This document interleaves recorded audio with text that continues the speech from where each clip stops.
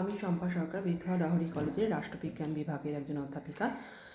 আমি রাষ্ট্রবিজ্ঞান first semester মেজরের ছাত্রছাত্রীদের উদ্দেশ্যে আইনের সংজ্ঞা, প্রকৃতি এবং উৎস সম্পর্কে খুব সংক্ষেপে আলোচনা করব।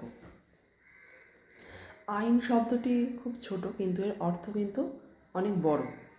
প্রথমেই আমরা যদি জিজ্ঞাসা করি এক কথায় রাষ্ট্রবিজ্ঞানের ছাত্রছাত্রীদের যে আইন বলতে কী বোঝো, তাহলে কি বলবে?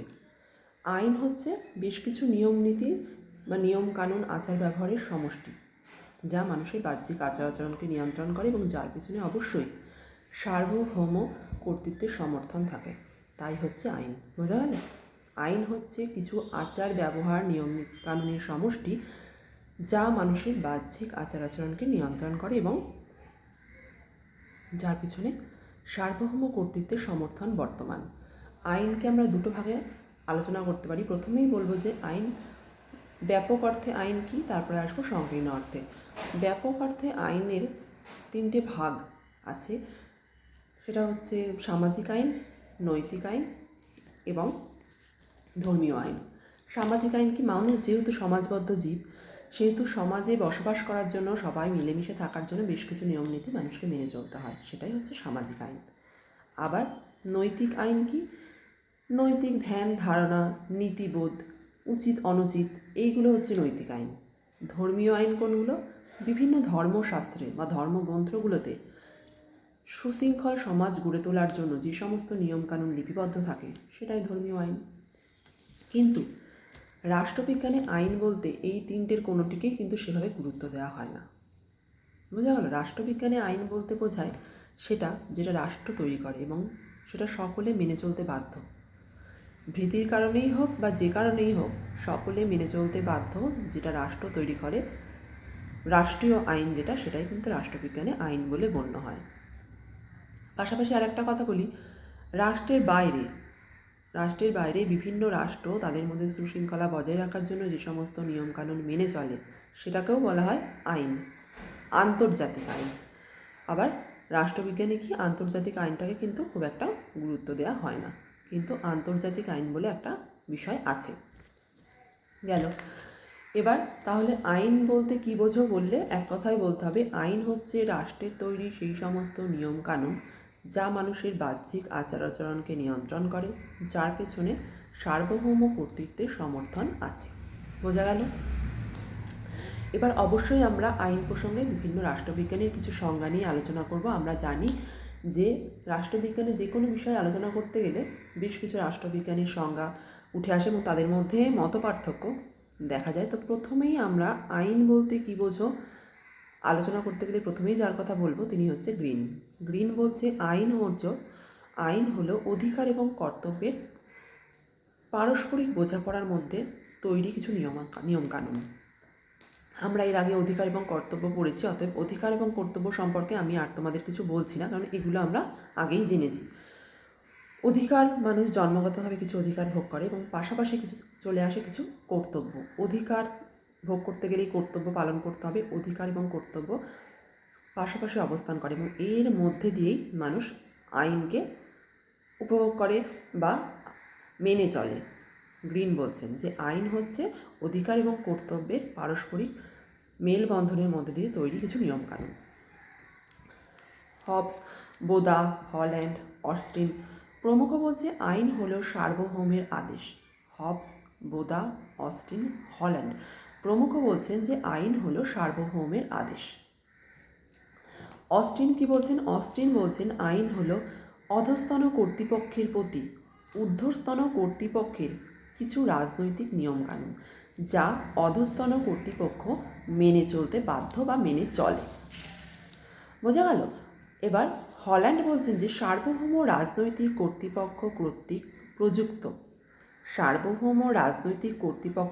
প্রযুক্ত মানুষের বাহ্যিক আচার আচরণ নিয়ন্ত্রণকারী সাধারণ নিয়মকানুন হলো আইন। পাশাপাশি হেনরি মেইন স্যাভেনি, ক্লার্ক,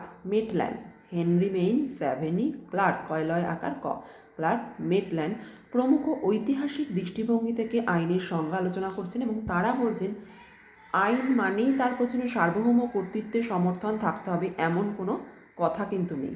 তারা বলছে রাষ্ট্র আইন তৈরি করে না। স্যাভিনি বলছেন যে রাষ্ট্র আইন তৈরি করে না, রাষ্ট্রের কাজ হচ্ছে আইন পর্যবেক্ষণ করা এবং সেটাকে রক্ষা করা। দগুই ক্যাবে কয় জফলা রফলা আকার বয়েকার রস্কো পাউন্ড হোমস, বিচারপতি হোমস প্রমুখ সমাজবিজ্ঞানী বলছেন যে আইন সামাজিক ঐক্যের প্রয়োজনে, মানুষের সামাজিক ঐক্যের প্রয়োজনে মানুষের আচার আচরণ নিয়ন্ত্রণকারী কতগুলো বিধিবদ্ধ নিয়মকানুনই হচ্ছে আইন। আবার বলছি, দগুই ক্যাবে রস্কো পাউন্ড বিচারপতি হোমস বলছে আইন হচ্ছে মানুষের সামাজিক ঐক্যের প্রয়োজনে মানুষের আচার আচরণ নিয়ন্ত্রণকারী কতগুলো নিয়মকানুন, তাই হচ্ছে আইন। অনেক সংজ্ঞা আমরা আলোচনা করলাম, এবার একটা গ্রহণযোগ্য সংজ্ঞাতে আমাদের আসতে হবে, যে সংজ্ঞাটাকে সকলে গ্রহণযোগ্য বলে ধরবে। তো পরিশেষে আমরা বলবো উইলসনের মত। উইলসন বলছেন যে আইন হচ্ছে মানুষের স্থায়ী আচার ব্যবহার। উইলসন বলছেন আইন হলো মানুষের স্থায়ী আচার ব্যবহার ও চিন্তাধারার সেই অংশ যা সাধারণ নিয়মাবলী হিসাবে সুস্পষ্ট ও আনুষ্ঠানিকভাবে স্বীকৃতি লাভ করেছে এবং যার পেছনে সরকারের ক্ষমতা ও কর্তৃত্বের সমর্থন বর্তমান। যার পেছনে অবশ্যই সরকারের ক্ষমতা এবং কর্তৃত্বের সমর্থন বর্তমান, উইলসন বলছেন। বার্কার পাশাপাশি বার্কার উইলসনের মতটাকে খণ্ডন করে বলছেন যে শুধুমাত্র সরকারের ক্ষমতা কর্তৃত্বের সমর্থন থাকলেই কিন্তু তাকে আইন বলা যাবে না, তার সাথে সাথে অবশ্যই বৈধতা ও নৈতিক মূল্যবোধ থাকাটাও জরুরি। বার্কার বলছেন যে অবশ্যই বৈধতা ও নৈতিক মূল্যবোধ থাকতে হবে, শুধুমাত্র সরকারের ক্ষমতা ও কর্তৃত্বের সমর্থন থাকলে কিন্তু চলবে না। বোঝা গেল? এবার কি করি আমরা, যে কোনো বিষয় আলোচনা করতে গেলে বা যে কোনো জিনিসের সংজ্ঞা যখনই আমরা আলোচনা করি সবশেষে কি মার্ক্সবাদীদের মত কিন্তু আমাদের তুলে ধরতেই হয়। মার্ক্সবাদীদের মত আলোচনা না করলে আমাদের সেই আলোচনাটা কিন্তু পরিপূর্ণ হয় না। তো এখানেও ঠিক আমরা দেখব যে মার্কস এঙ্গেলস কী বলছেন। মার্কস এঙ্গেলস বলছে যেসব ব্যক্তি শাসন করে তারা কেবল রাষ্ট্রের মাধ্যমে নিজেদের ক্ষমতা সংগঠিত করে না। যেসব ব্যক্তি শাসন করে তারা কেবল রাষ্ট্রের মাধ্যমে নিজেদের ক্ষমতাকে সংগঠিত করে না, তারা নিজেদের ইচ্ছাকে সার্বজনীন ইচ্ছা অর্থাৎ রাষ্ট্রের ইচ্ছা হিসাবে প্রতিষ্ঠিত করে। সবার ইচ্ছা রাষ্ট্রের ইচ্ছা হিসাবে কিন্তু প্রতিষ্ঠিত করে।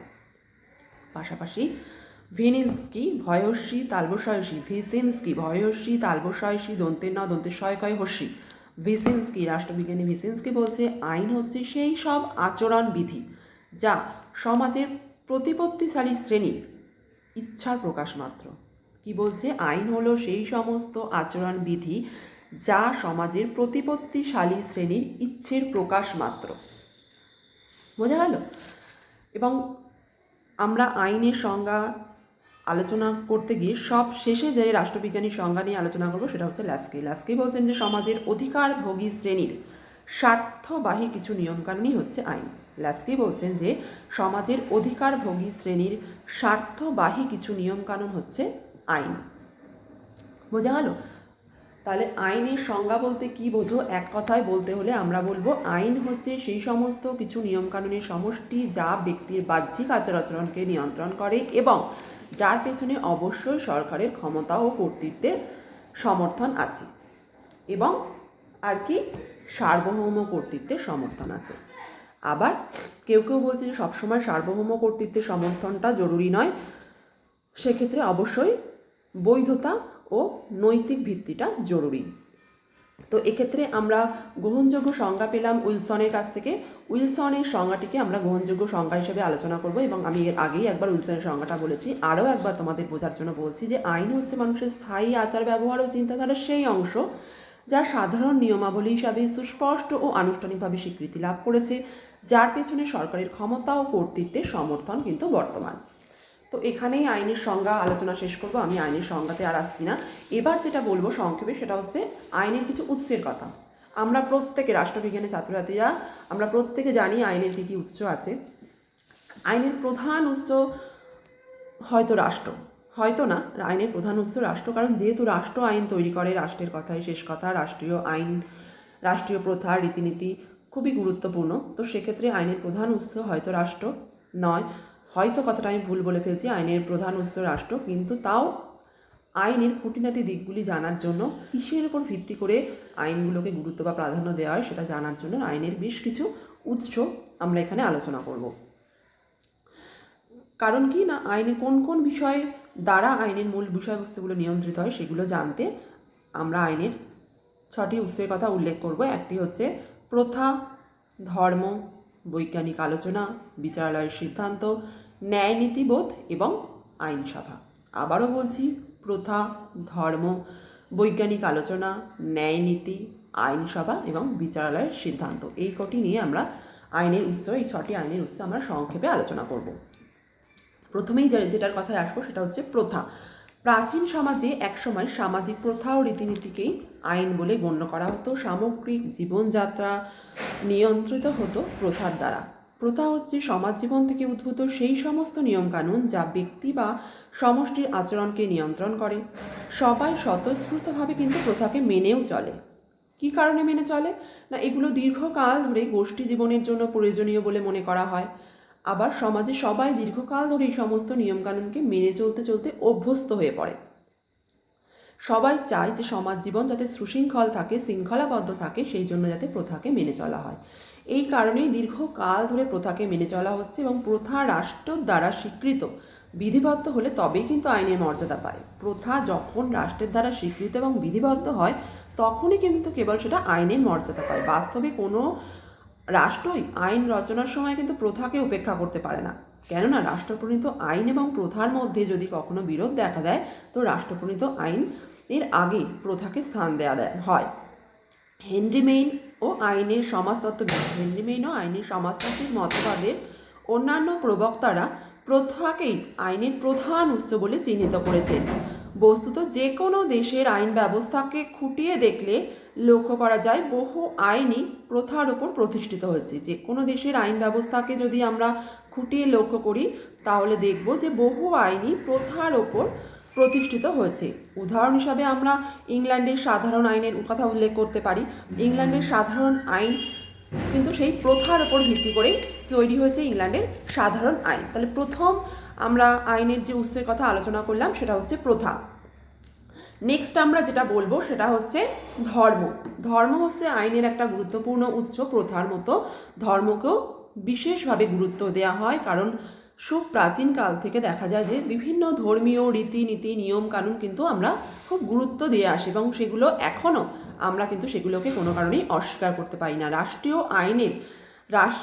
আইনে সেগুলিকেই, মানে সেই আইনের ছোট ছোট দিকগুলিকেই বিধিবদ্ধ রূপ দেওয়া হয় এবং ধর্ম স্বীকৃতি দিলে তবেই কিন্তু সেগুলো মান্যতা পায়। ধর্ম স্বীকৃতি দিলে তবেই কিন্তু সেগুলো আইনে পরিণত হয় বা মান্যতা পায়। ম্যাকাইভার উদাহরণ দিয়ে দেখিয়েছেন যে সেগুলোই বিধিবদ্ধ রূপ দেওয়া হয় এবং গ্রিসের প্রাচীন আইন সব কিন্তু দেবী টেমিস, টয়কার ময়সী দন্তেশ, দেবী টেমিস এবং ডাইকের, ডয়াকার হর্ষই কয়কার ডাইকের নির্দেশ। তাহলে কি দেখছি আমরা যে গ্রিসের যত আইন আছে সব কিন্তু দেবী টেমিস এবং ডাইকের নির্দেশে কিন্তু সেই আইনগুলো তৈরি হয়েছে এবং তাদের লিখিত মতামত বা চিন্তাধারায় গ্রিসে কিন্তু আইন হিসাবে স্বীকৃত পেয়েছে। এবং যদি আমরা ভারতবর্ষের ক্ষেত্রে দেখি তো ভারতবর্ষে হিন্দু আইন, মুসলিম আইন, উত্তরাধিকার আইন বা বিবাহ সংক্রান্ত যে সমস্ত প্রচলিত নিয়মকানুন আইন আছে সেগুলোও কিন্তু ধর্ম থেকেই এসছে। বুঝা গেল? তাহলে ধর্ম হচ্ছে আইনের একটা গুরুত্বপূর্ণ উৎস। ধর্মীয় ক্ষেত্রে বা বিভিন্ন ধর্মগ্রন্থে বিভিন্ন সময় যে সমস্ত গুরুত্বপূর্ণ তথ্যগুলি সংকলিত হয়েছে আইন প্রণেতারা আইন রচনার সময় সেগুলোর উপরেও জোর দেয় বা আইনকে প্রয়োগ করার সময় সেই সমস্ত দিকগুলি, খুঁটিনাটি দিকগুলি গুরুত্ব দেওয়া হয়। উদাহরণ হিসেবে আমরা জানতে পারলাম যে বিবাহ সংক্রান্ত আইন এবং উত্তরাধিকার আইন, এছাড়া মুসলিম সমাজের শরিয়াতের আইনও কিন্তু ধর্মীয় আইন। দুটো গেল। এবার যেটার কাছে আসবো সেটা হচ্ছে বৈজ্ঞানিক আলোচনা। বিভিন্ন সময়ে বিভিন্ন বৈজ্ঞানিক আলোচনা আইন রচনার ক্ষেত্রে গুরুত্ব পায়। আইনের তৃতীয় গুরুত্বপূর্ণ উৎস হচ্ছে বৈজ্ঞানিক আলোচনা। আইনজ্ঞ পণ্ডিতরা বিভিন্ন সময়ে আইন সম্পর্কে যে সমস্ত রচনা প্রকাশ করেন তাতে একদিকে যেমন আইনের মূল নীতিগুলি বিশদে উল্লেখ করা হয়, অন্যদিকে বিভিন্ন আইনের ব্যাখ্যাও পাওয়া যায়। বিচারপতিরা আইনের অর্থ করতে গিয়ে এগুলিকে সাহায্য করেন। মানে আইনের অর্থ, অনেক সময় কোনো আইনের অর্থ যদি মনে হয় অস্পষ্ট হয় বা জানতে হয় তো তখন কিন্তু এই সমস্ত বৈজ্ঞানিক চিন্তাধারা বা বিজ্ঞানীদের লেখাপত্রগুলো কিন্তু তুলে ধরা বা দেখা হয় এবং সেগুলি কিন্তু খুব গুরুত্বপূর্ণ উৎস হিসাবে সাহায্যও করে। আইন রচনার সময় বিভিন্ন টিকা ভাষ্যকে গুরুত্ব দেওয়া হয় এবং বিবেচনা করা হয়। এইভাবে ইংল্যান্ডের ব্ল্যাকস্টোন কিংবা আমেরিকা যুক্তরাষ্ট্রের স্টোরি কেন্ট, কয়কা দন্তে নয়টায়, কেন্ট প্রমুখের আইন সম্পর্কিত রচনাবলী আইনের উৎস হিসাবে কিন্তু গুরুত্ব পায়। পরে আমরা আসব বিচারালয়ের সিদ্ধান্ত। আইনের পরবর্তী গুরুত্বপূর্ণ উৎস হচ্ছে বিচারালয়ের সিদ্ধান্ত। বিচারকদের কাজ হচ্ছে আইন ব্যাখ্যা করা। বিচারকদের কাজ আইন ব্যাখ্যা করা এবং আইনের বিষয়বস্তুকে স্পষ্টভাবে তুলে ধরা। এটা করতে গিয়ে বিচারকরা অনেক সময় কী করে, সচেতনভাবেই হোক বা অসচেতনভাবেই হোক নতুন আইন ব্যাখ্যা দেয় বা নতুন আইন তুলে ধরে, আইনের ত্রুটি বিচ্যুতিগুলিকে তুলে ধরে, নতুন আইন রচনার প্রয়োজনীয়তা দেখা দেয়।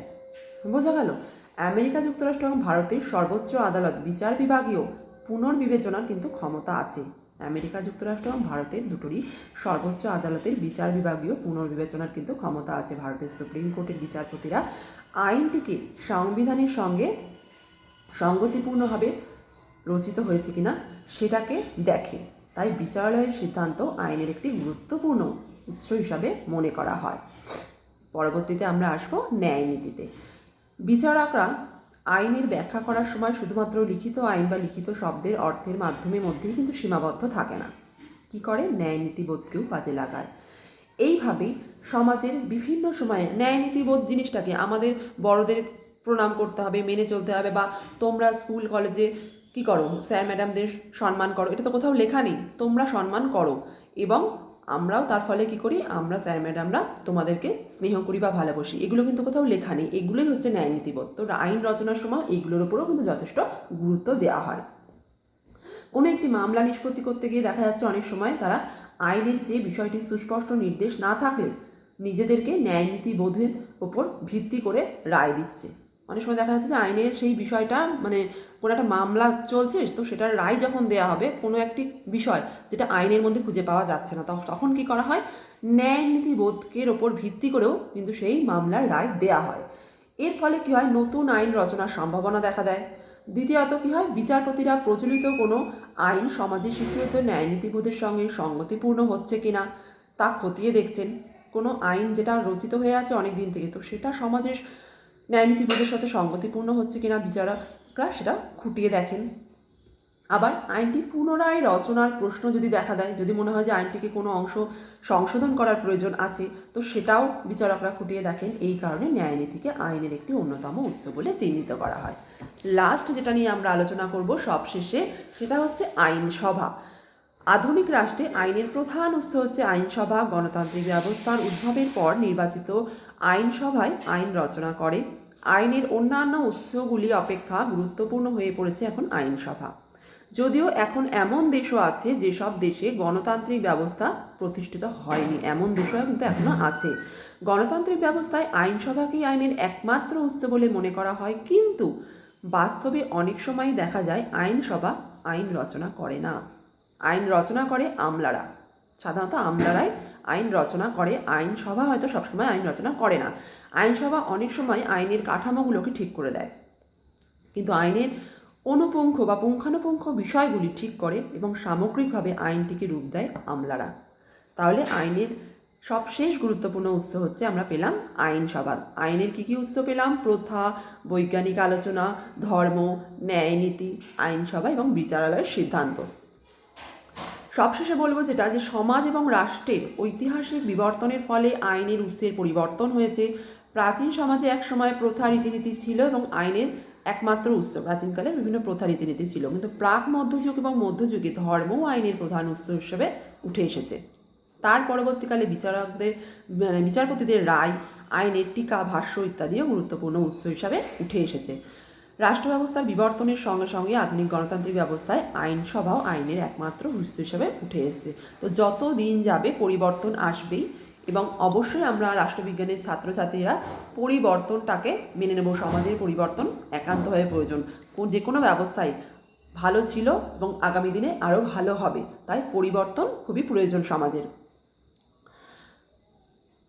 কতটুকু তোমাদের কি বোঝাতে পারলাম, কতটুকু কি উপকার হবে জানি না, তবে এখানেই আমি আমার আলোচনা শেষ করছি। আশা করি তোমাদের ভালো লেগেছে এবং তোমরা বুঝতে পেরেছো। নমস্কার।